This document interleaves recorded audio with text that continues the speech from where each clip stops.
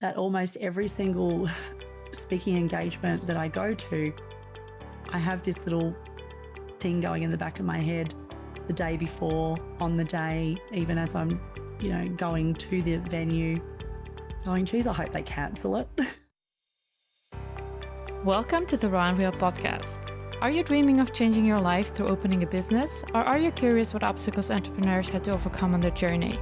Then you're in the right place. My name is Agnes and I'm your host. Hey everyone, welcome back to another episode of Raw and Real. Today's guest is Stacey Copas. She's Australia's leading keynote speaker and facilitator on resilience and finding the opportunity in uncertainty.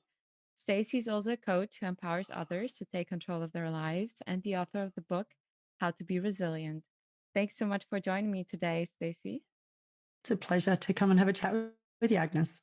Awesome. I'm just really curious. Can you give us a little bit an overview of how you grew up and what your dreams and beliefs were from a young age onwards? Absolutely. So if I go back to probably some of my earliest memories, I was maybe a little bit rare in the fact that before I even started going to school at all, I knew what I wanted to do with my life. And from the time I could talk, all I wanted to do from a career perspective was to actually be a vet. And so my schooling, once I did get started, then that was the sole goal of all of my education, was to do whatever it took to then be able to follow that dream of being a vet. And aside from that, I was an athlete. I was pretty talented in a few different sports. And if I was sort of looking at my later my later primary sort of school times, so, around the ages of sort of 10, 11, 12, then I was a pitcher in the softball team in summer. I ended up being one of the first two girls in my school to ever play soccer for the school, because it's like 30 years ago and girls just didn't do that back then. So, yes, I was one of the first that ever got to do that. And I did that for a couple of years. And I also was a pretty talented runner as well. So I actually represented my school at every distance from the 100 metres right through to the cross country. So I was doing really well in the athletics department, and, definitely wanted to sort of see how far I could take that as well, considering how much sort of early promise I had. And at that time, sort of getting into that sort of, 12, around 12 years old, I was at the end of my primary schooling, and I actually passed the entrance exams, and I got a first round offer to go to a selective agricultural college for my secondary schooling. So that was like the perfect next step to follow that dream of becoming a vet. So everything was going really well for me. So the academically, making those steps towards becoming a vet, athletically doing really great, good family, great friends. And so I was at a point in my life where I really felt like I was confident and everything was on track and anything was possible at that time. But unfortunately, I was cooling off in a relative's backyard swimming pool when I was 12, with my younger brother who was 10 and a couple of other boys the same age. And as I did every time I went and visited this relative's place, I didn't want anything to do with the boys. So I just kept climbing up on the edge of the pool and diving in. And I just kept doing this over and over and over again. And I was getting yelled at to stop. But I think we can all remember what it was like to be 12 and be completely bulletproof and invincible. So I completely ignored those requests. And there was one particular time that I ended up standing on the edge of the pool, and I thought that I was splashing too much as I was diving in. So stood there for a moment and I thought, how can I make a more clean entry into the pool? So what I decided to do is I thought that if I held my feet together and kept my legs straight, I thought that that would make, in theory, a nice clean entry into the water. So I took a deep breath and I did exactly that. And it felt like any other dive until I went to try and swim up to the surface. And I realized I couldn't move. So I didn't have any pain. I didn't feel like anything had gone wrong. I just physically could not swim back up to the surface. So I was holding my breath, panicking, desperately trying to how I could get the attention of my brother, which I couldn't do. So I held my breath for as long as I could. But then when I couldn't hold it any longer, I had to give in. And as I gave in and my lungs filled with water, I blacked out. Eventually, my brother realised something was wrong. Him and the other kids thought that I was just mucking around, and they raised the alarm for help. And it was at the third hospital that I was taken to later that night that I had a doctor come and tell me in intensive care that I'd actually broken my neck and drowned and I'd never walk again. So for somebody that was had such big dreams to be a vet, to be an athlete, so fiercely independent and active, that literally felt like a death sentence to me. I thought I couldn't do anything like I used to. And I thought, really, this is, what's the point?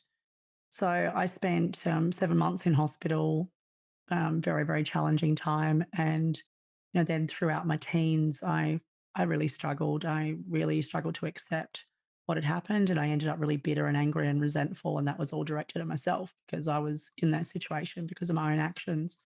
And, much like a lot of people that age that are doing it tough, I ended up spending a great deal of my time drunk and stoned I look at it now looking back as trying to create moments of artificial happiness. But what that led to in between was getting deeper and darker into the hole. But I was really good at hiding it from everybody. I was good at just pretending that life was great and I was just getting on with life. Um, and yeah, it was probably not till my later teens that I started to leave those destructive habits behind. And it wasn't until I was like, I think really, really into my 20s that I actually realized that, I couldn't change what had happened. But what I could do is I could change the way I looked at what happened. I could change the way I felt about what happened. And I could change what I chose to do next. So in that shift, I then became grateful for what had happened and how it had changed my life. And that was probably, such a big turning point for me, to be able to look at something with absolute gratitude instead of looking at and thinking that it ruined my life. I was able to look at it and go, look, this actually made my life better and it presented opportunities to me that I would never have had my life taken the path that I'd chosen. So, it certainly was it's a very long journey to be able to, first of all, accept what had happened. And then once I'd done that, I obviously couldn't be a vet. I just drifted from job to job, but I didn't really find anything fulfilling along the way. Um, but along the way, everyone was just saying, Stace, how did you end up so positive and optimistic and motivated, even though you've had so many things go wrong? But, I didn't really think much of it until, I was into my 30s. And that's when I started to work with coaches and mentors that actually then were able to shed a light and help me to see how much value there was in my own story and help me to actually then unpack that and then be able to share that with others in a way that helps them to be able to see obstacles as opportunities and to be able to make the most out of uncertain and changing and challenging situations in business and in life. So it's certainly been a very long journey to get to this point. But I'm grateful for every step of the way. I'm also wondering, that moment when your dreams, so basically the plan that you had in your head of how you wanted your life to look like, right? So how did you really manage to adapt that plan in your head, right? And find new dreams that would keep you moving forward and, to be excited? Oh, in the beginning, I didn't. It was like I was just so stubborn that I just, no, I can't do it like I used to. I'm never going to do it again. And I think the biggest example for that for me was the sport. When I first was in hospital, I had to spend 8 weeks flat on my back. And so I had a lot of time to think at that time. And one of the decisions I made at the time was I was never, ever going to play sport again because I couldn't do it like I used to. So I didn't. And I actually ended up, other than a couple of, brief experiences where I tried things and I ended up totally embarrassed by how slow and uncoordinated I was. I actually kept that packed up for 22 years and I didn't take up sport again until I was 34. So I for so long in that time that was I was so resistant to things. But I think what really got me through that, especially those first few years where I would have given anything to turn back the clock and go, to have not done what I had done. Music was a huge part of my life. And so I found that my outlet was music. And so what then kept me going at the time was I listened to music. I started going to live gigs. And really, I look at it now and I really lived gig to gig. They were my things that kept pulling me into the future. And I never really gave it the credit it deserved until recently. So music was the thing that really got me through those early years. I'd made decisions. I decided, look, I couldn't be a vet. So I thought, okay, I'll do forensics. So that was the thing that kept me going through those schooling years. And then I got to the end of, the end of high school. And then I realized I didn't want to do that either. So it was just, at the time, there wasn't really, a particular path that I had. But what I did have throughout all of that is I just had this really strong belief that I was here to make a difference. And I didn't know what that difference was, but I just knew that there was something that I needed to do. And how that kind of unfolded for me, most interestingly, I think in one of the examples was I got involved in local politics Hmm. because I thought, wow, what better way to make a difference than to actually influence policy at the highest level? And I did that. I actually ran for local government. I ran for state government here in Sydney. So but it was just this exploratory process of going, well, okay, I want to make a difference. What's it going to look like? And just trying things along the way, and then saying yes to opportunities that came up, and particularly opportunities that scared the heck out of me. I said yes to things, and in the hope that I guess it would get me closer to figuring out what it was that I was here to do and to just make a difference. And I guess ultimately it was making a difference in the people around me. It was making a difference in every interaction I had with people. So it's interesting because sometimes you sort of think you're not making an impact or you're not making a difference. But then when you look back and it's like just through every conversation, every interaction, every conversation that other people hear, such as these, you can really be making a difference. So, when something happens that you don't expect, right? Kind of change, there's a lot of resistance. I think most people have a lot of resistance against change, doing things in a different way that they're used to. So Yeah. how do you handle that at the moment? And what are your ways to deal with that resistance and let it go really fast and kind of embrace the change in a positive way? Yeah, now I've realized that I do have quite a distinct process that I follow. And it was one of those things that I was doing, but I didn't realize what I was doing until I actually reverse engineered it. So now the thing that I do in as a I guess a reactive um, process to a situation that's come up is the first thing I do is I use gratitude. Is it doesn't matter what the situation is I say thank you for the opportunity to be who I am, where I am, with what I have at this moment in time. Thank you for the opportunity to be right here. Thank you for the opportunity to experience this right now. And it sounds counterintuitive, but you can't feel bad about something you're grateful for. So it just shifts the energy in a moment. It's also actually sitting with it for a little bit as well. Because I think sometimes if we try and skip past things too quickly without actually feeling it at the moment, in that moment in time, then things can come back and bite us later, or they can sort of simmer below the surface and then blow up a little bit later on. So it's important to actually feel and be in the moment and experience the disappointment, experience the fear, experience the stress.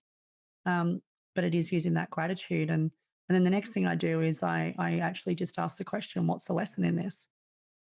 What do I need to learn from this? And often the answer to that question doesn't come immediately. Yeah. It doesn't come immediately. Yeah, like it could take hours, it could take days, it could take weeks, it could take months, it could take years. But it's asking that question and planting the seed. Um, and there's always a lesson. We usually see it a long time afterwards. And then, and then asking the question, how could this help someone else? How could this experience I've just had, how could what I've learned, how could that be helpful to somebody else? And again, that answer is not always immediately apparent either. But it's us. It's that gratitude. It's what's the lesson? Where's the opportunity? How could it help somebody else? It's planting those seeds, and then it just starts to shift the energy around it. It starts to shift it to one of curiosity and experience and exploration rather than one of feeling like it's a failure or it's too much or it's overwhelming. So that's what I've done and that's what I continue to do. But that's, as I said, as a reactive thing. But the angle I sort of look at it is resilience now is my area of expertise. Is I look at what we need to do proactively every day, like through rituals and practices, what do we need to do every day so that we're in the best shape when we do experience those situations so that we can actually process them and move through them quickly rather than getting really bogged down by them. So sort of the two sides to how you would deal with those situations, how I deal with them and how I work with my clients to teach them to do the same. So I'm also wondering, when you look back into the past, so what were your mental patterns that you had running in the back of your head that were just like really negative and that immediately were triggered by change? And how is it for you now? And how did you also manage to adapt that? Yeah, it's interesting some of the patterns and even to look at them now. I think back in the day, I definitely had what I now label little old me syndrome, which was nothing special about me. Stop asking questions, just go away. I'm just getting on with life. So that was definitely something I used to deflect a lot of people that would say, look, that you're really positive, you're inspiring, you're all of these things. How do you do what you do? It'd be amazing if you could share your story. All of that was just that was really bad. Um, I think going back in the earlier part, it said massive resistance around, can't do things the way I used to do it. So what's the point? They were certainly really, really big ones. And now I think that what I've discovered, and I think particularly working with a lot of super successful people and having good conversations with them, is I've realized that a lot of the patterns and particularly the negative self-talk doesn't matter how much work we do on ourselves. It doesn't matter how successful we are. It doesn't really matter what we do. A lot of that chatter never goes away. We just get much better at dealing with it. So, for instance, most people are really surprised to hear, even though I've been speaking professionally for 9 years now, that almost every single speaking engagement that I go to, I have this little thing going in the back of my head the day before, on the day, even as I'm, going to the venue, going, geez, I hope they cancel it. Really? Yeah, because I'm like, oh, I hope they cancel it. And that's because it's like, oh, geez, I know that they got really high expectations on this. And, what if they don't like it? And what if it just doesn't land? Or, what if I mess it up? Like all of that stuff is there. And I have absolutely zero evidence. Like I've never had any of those things actually happen. Even the times where I've thought that I wasn't at my best, the audience of like the event planners have always loved it. So I've realized that that just comes down to it's the old, our old primal brain that anything that feels uncomfortable in our body is somehow a threat. So what I found is it's like our brain's going, geez, you're going to go and put yourself in danger. You're going to go and, speak and go and, stand on a stage in front of all those people. Like that's terrifying. That can't be good for you. And so I think that that's how I reconcile that now is I go, okay, brain, thank you. I know you're trying to keep me safe, but I've got this one. So wasn't there also a shift for you after you did it, for example, the first year and you had already, I don't know, a couple of success stories that would really give you more confidence and at least turn down the volume of that noise? Yeah, it definitely does get better. Like it gets better. It doesn't, and I think that the way you've described it there is that yeah, the volume and the frequency, isn't so bad. So I think yeah, the first time I ever shared my story on stage, I was absolutely terrified. And then when I saw the audience response, I was like, oh, there might be something in this. But each time, and I think it was, and then just having to build it up. So, speaking to, smaller audiences or doing a few gigs that I didn't get paid for, and then slowly going and going, okay, $100, $200, $500, $1,000, $2,000, $3,000, $5,000, $7,500, $10,000, and then building that up over a course of the year over the course of the years. Because I think too, often people try and make the leaps too quickly. Hmm. And when you make the leaps too quickly, our physiology and our brains are not wired to handle such massive leaps. So I think that that's something, particularly people who are entrepreneurial or wanting to go out and do their own thing. They have this expectation that, oh well, I'm just gonna go hard and go big, and I'm gonna do that straight away from the outset. But we have to build ourselves up to it. It's like it's no different than someone turning around who has never actually even run around the block to say, I'm going to go and do an ultra marathon next weekend. No, physically and mentally, we actually need to build up that the muscle, the tolerance, and also just the mindset to be able to tackle things. So we need to, tackle the small problems and then get that going. Or the other analogy I like to look at it, it's like, if like spinning plates. Now you don't try and spin 5 plates at once; they're all going to get completely smashed. You just get that one going.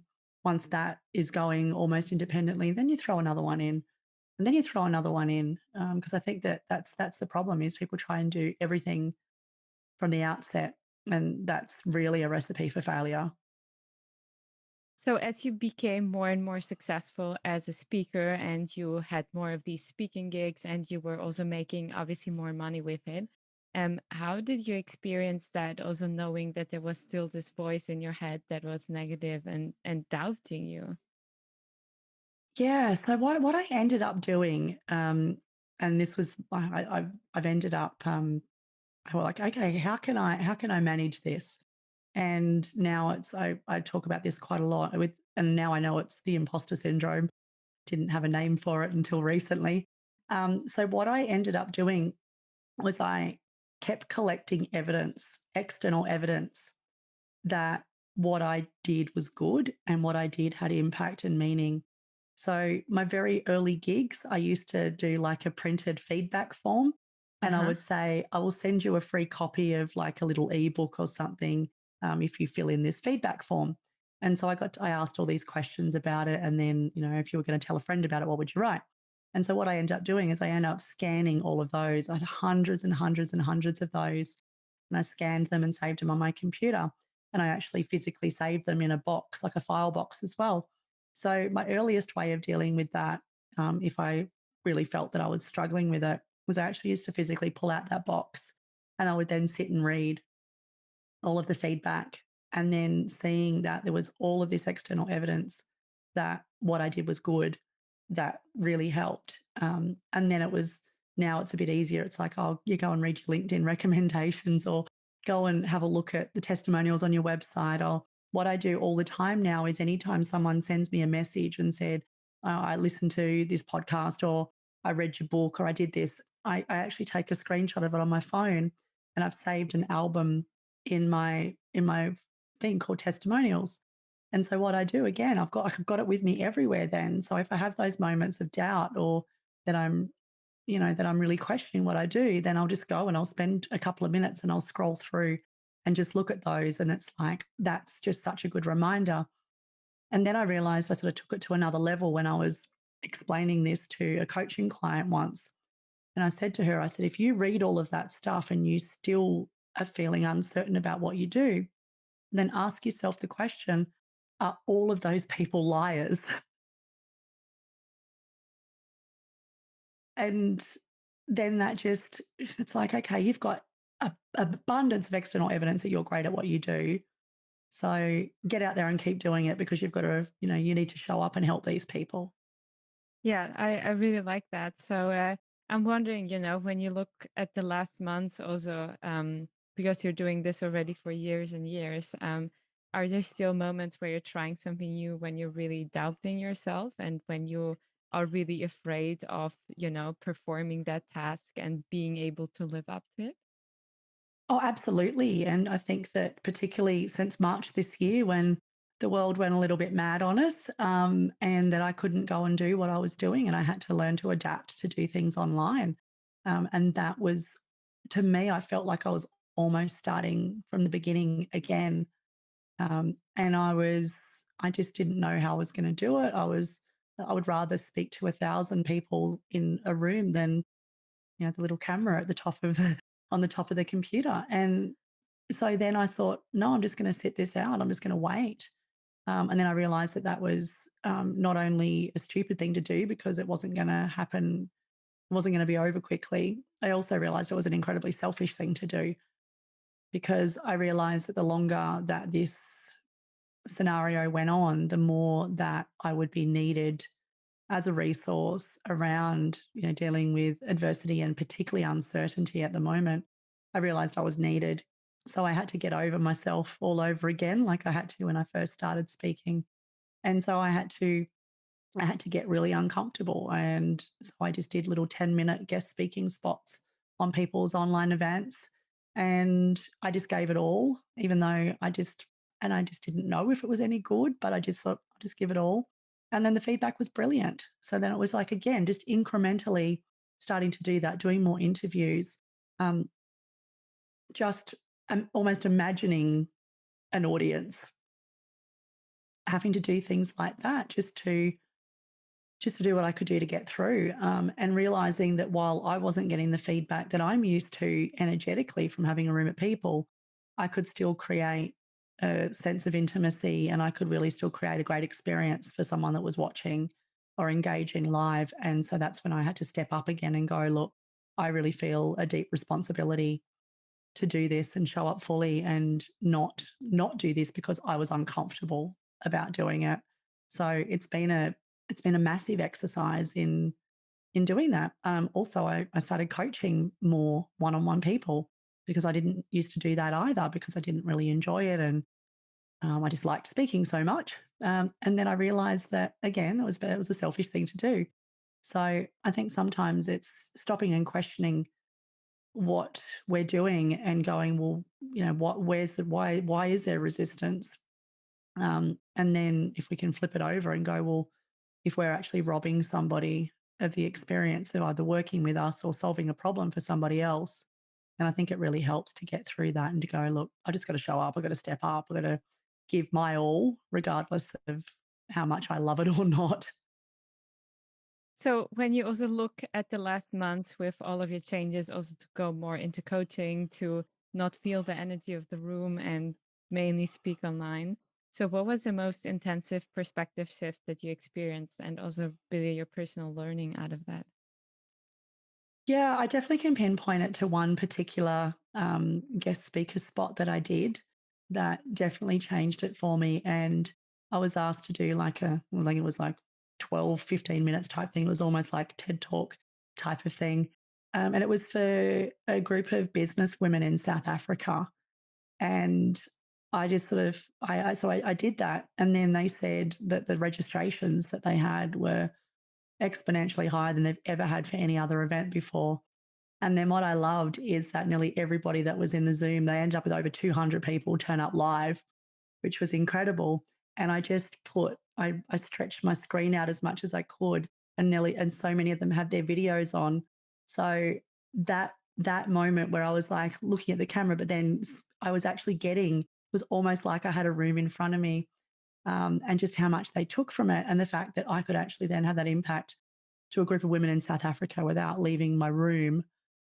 That was a really, really intense perspective shift for me. And that made me realize that was the moment when I realized while I felt like my business in the beginning had been shut down and the world had been shut down in a sense, that was the moment when I realized that the world had opened up in a way that I would never have experienced. And what was really cool of that is I've had a dream to visit Cape Town since I was like 16, 17 years old. And now I've got the connections in there that have, and they, I've just said, as soon as things are able to travel again, we're going to bring you over. So I can go over and I can see see the city I've always wanted to see. And then I can go and, speak in person and do all those things. And that would never have happened had, this whole pandemic not had occurred. So there's just so many opportunities in every situation, and particularly in the situations we have the most resistance to.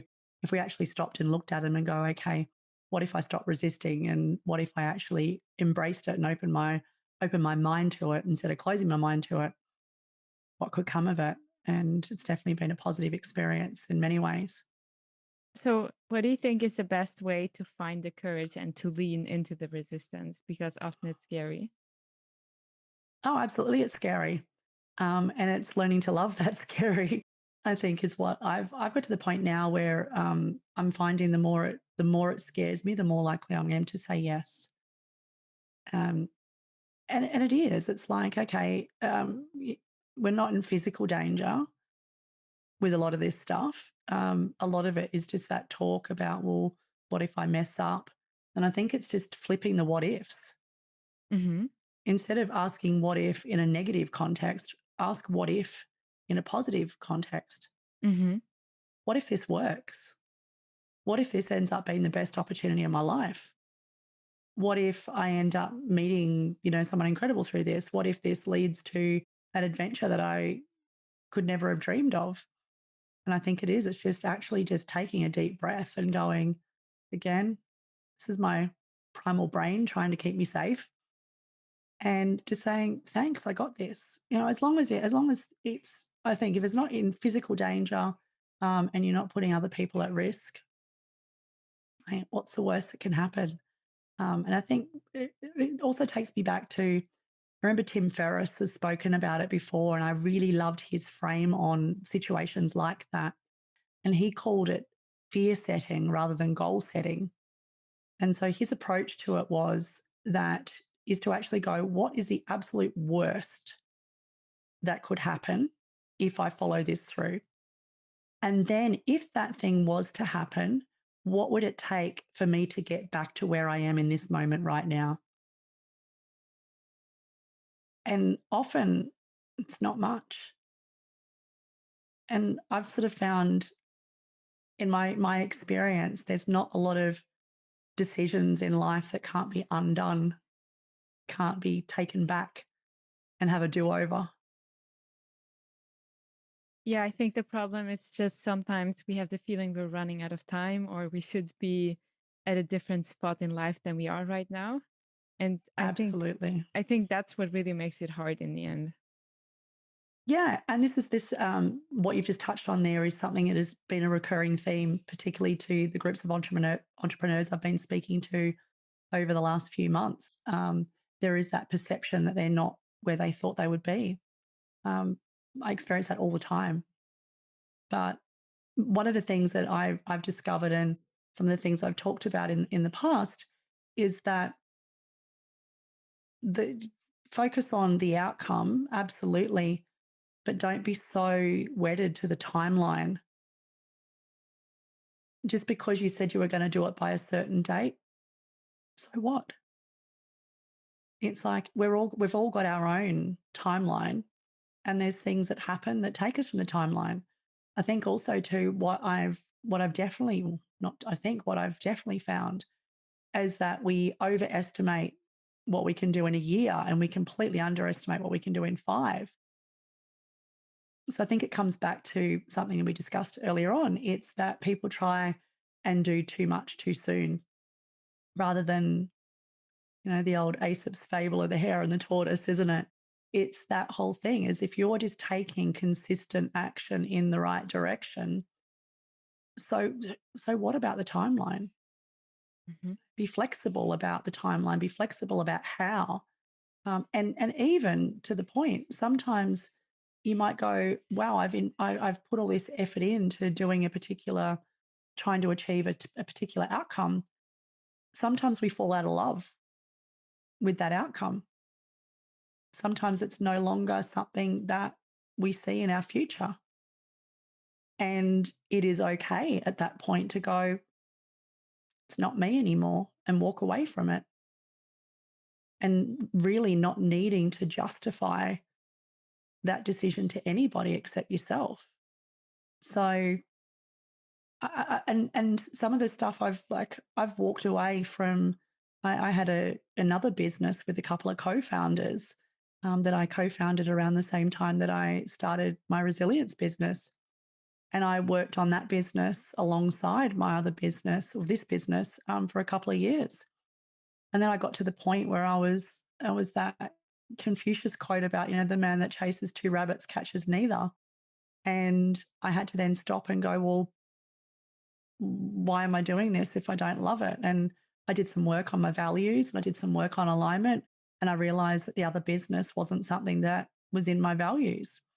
It was something I was doing out of a sense of obligation, and I stepped aside.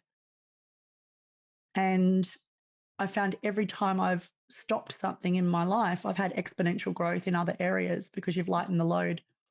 And so there's this thing about sometimes people see quitting as failure, but it's not. There's no point. I think I've heard it described best as if you got on the wrong train and you knew you were on the wrong train, but you'd said, but I bought the ticket. Would you go to the end of the train line because you bought the ticket? Or Yeah, would that's you funny. get off? But ultimately, this is what so many people are doing in business, aren't they? And as entrepreneurs, they're going, oh, but I've invested so much of myself and my money and my energy into this. But if it's not part of your future and you don't enjoy it anymore, then why beat yourself up and keep doing something? Let it go. And it's liberating. It's not failing. Do you still have a last key takeaway, a personal insight you would still like to share? Yeah, I think that probably the best thing that makes a difference to me in every single day, is something that I've touched on before. It's gratitude.